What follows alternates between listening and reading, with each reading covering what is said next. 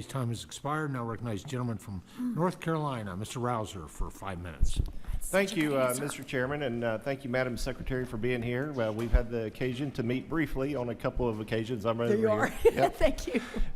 And I appreciate your work. USDA is near and dear to me. During Bush 43, I was a SCS political appointee over at USDA Rural Development. Yeah. I have great appreciation for the variety of missions of the department, and appreciate your service. First, I want to begin by thanking you for your work with the North Carolina Department of Agriculture and Consumer Services on their state block grant application for losses from Hurricane Helene. Obviously a very, very devastating storm.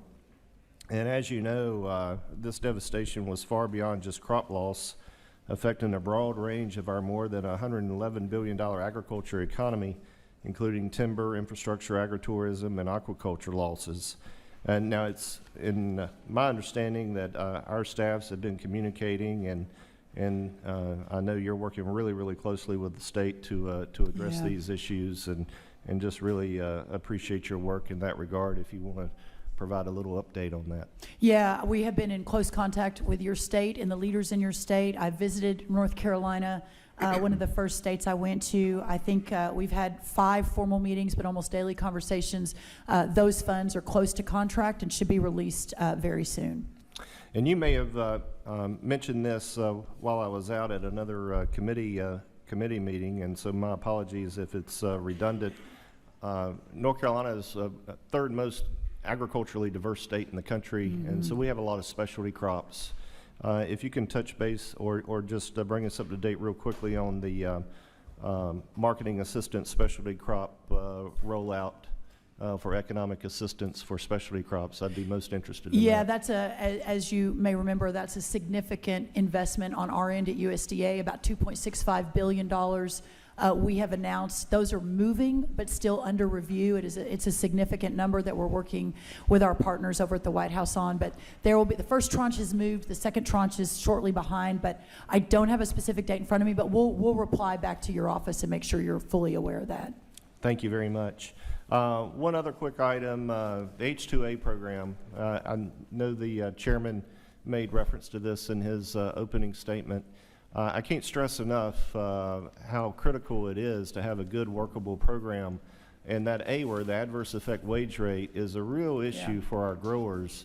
In fact, we had a bipartisan working group that the chairman put together. We had a whole list of areas of unanimity between Republicans and Democrats, and one of them was the need to freeze that AWR. We've got a great Secretary of Labor in place, and I remember during the first Trump administration, there were a variety of departments that were working together to make some good reforms administratively to the H-2A program.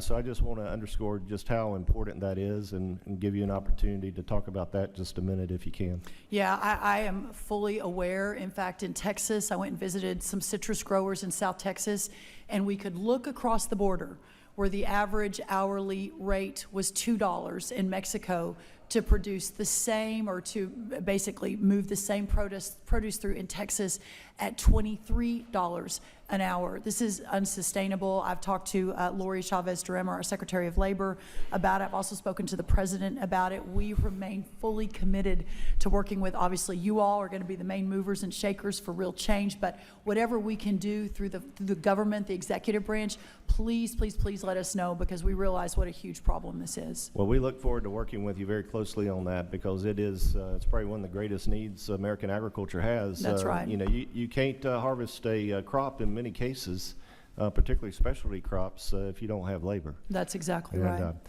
In my remaining time, I want to put in a plug for our food assistance programs. You know, a lot of them are administered at USAID, but they really belong under the U.S. Department of Agriculture, in my opinion.